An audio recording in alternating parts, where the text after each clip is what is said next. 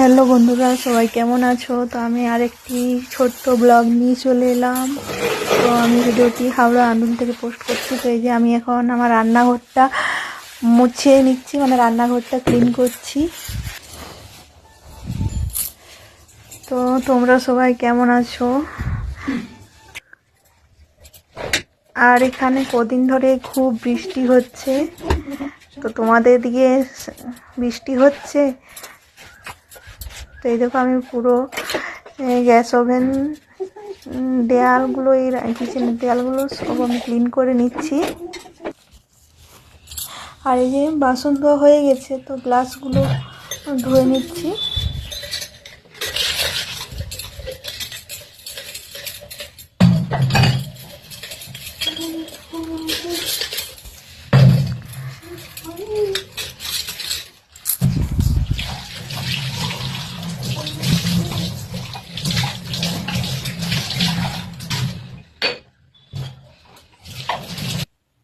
তো আমি এই যে সব শেষে এই যে যেটাতে বাসন ধুই, যে বেসিনটাতে, এটা আমি পরিষ্কার করে নিচ্ছি একটু সাবান গুঁড়া দিয়ে ঘষে নিচ্ছি, ঘষে ধুয়ে দেবো।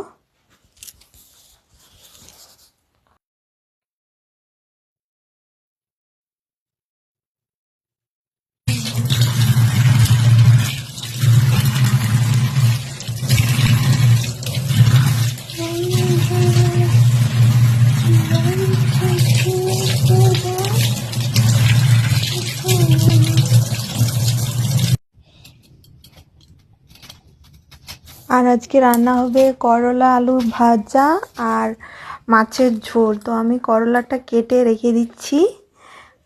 করলাটা কেটে এই যে এটাতে একটু জল ঢেলে নিচ্ছি করলাটাতে। তো তারপরে আমি স্নান করে নেব। এই দেখো আমার কিচেন পরিষ্কার হয়ে গেছে। তো এটা একটু জল দিয়ে দিই। তো এবার আমি স্নানটা করে নেব।